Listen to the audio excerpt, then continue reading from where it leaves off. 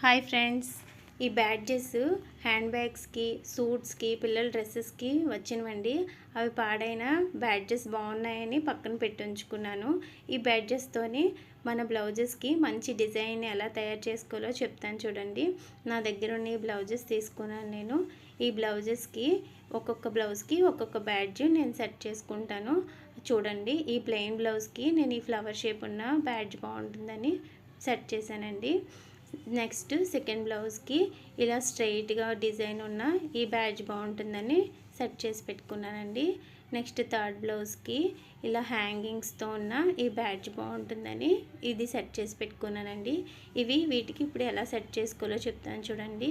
ఈ వెనకాతల సైడు ఈ బ్యాడ్జ్కి ఇలా ఊసలా వచ్చింది కదండి, ఒకవైపు చిన్నగా బెండ్ చేసుకొని హుక్ లాగా తయారు చేసుకోవాలండి. ఈ హుక్తోనే మనం బ్లౌజెస్కి డిజైన్ మేక్ చేసుకోవచ్చు. ఎక్కడైతే మనం ఆ బ్యాడ్జ్ పెట్టాలనుకుంటున్నామో అక్కడ ఉక్స్కి ఊల్ఫ్ వేస్తాం కదండి, అలాంటి చిన్న ఊల్ఫ్ ఒకటి వేసుకోవాలి. ఆ ఊల్ఫ్ వేసుకున్న దగ్గర ఈ బెండ్ చేసిన బ్యాడ్జ్కి వెనకతల సైడు బెండ్ చేసి పెట్టాం కదండి హుక్ లాగా, దాన్ని ఆ ఊల్ఫ్కి సెట్ చేయాలండి. చూడండి ఎంత మంచిగా ఉందో డిజైన్ కూడా.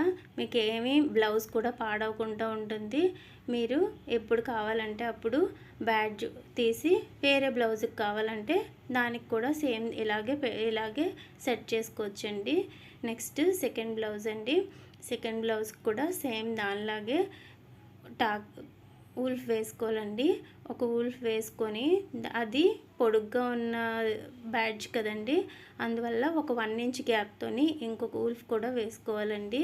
అప్పుడే మీకు అది కదలకుండా స్టిఫ్గా ఉంటుంది. ఇలా ఊల్ఫ్ వేసుకున్న దానికి మీకు బ్యాడ్జ్ ఎలా సెట్ చేసుకోవాలో చెప్తాను చూడండి. ఈ బ్యాడ్జ్కి సేమ్ ఫ్లవర్ దానిలాగే ఒకవైపు హుక్లా బెండ్ చేసుకొని ఒకవైపు స్ట్రైట్గానే ఉంచేయాలండి.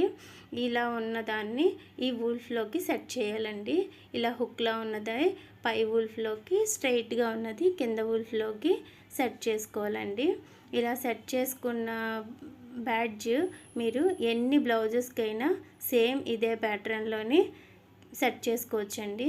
మీరు వాష్ చేసినప్పుడు కూడా వీటిని రిమూవ్ చేసి వాష్ చేసుకుంటే బ్లౌజెస్ డ్యామేజ్ అవ్వవు, బ్యాడ్జెస్ కూడా ఎప్పుడు నీట్గా ఉంటాయండి.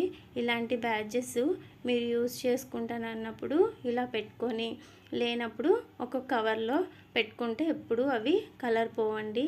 థర్డ్ బ్లౌజ్ అండి. దీనికి వెనకతల సైడు చిన్న పిన్లా ఇచ్చాడండి, అందువల్ల దీనికి టాకా వేసుకోవసరం లేదు. ఈ పిన్నిని బ్లౌజ్కి మిడిల్లోని జస్ట్ ఇలా మనం పిన్ పెట్టుకున్నట్టే సెట్ చేసేయచ్చండి. మనం పిన్నీస్ ఎలా పెడతామో అలా పెట్టేయడమే, అంతే. చూడండి ఎంత బాగా వచ్చిందో డిజైను. బ్లౌజ్ కూడా చాలా లుక్ నీట్గా కనబడుతుంది. ఇలాంటి మంచి మంచి టిప్స్తోని మీరు ఇంట్లో ఉన్న ఓల్డ్ వాటితోనే న్యూగా ఆలోచించవచ్చండి. నా వీడియో నచ్చితే లైక్ చేయండి, షేర్ చేయండి, సబ్స్క్రైబ్ చేయండి.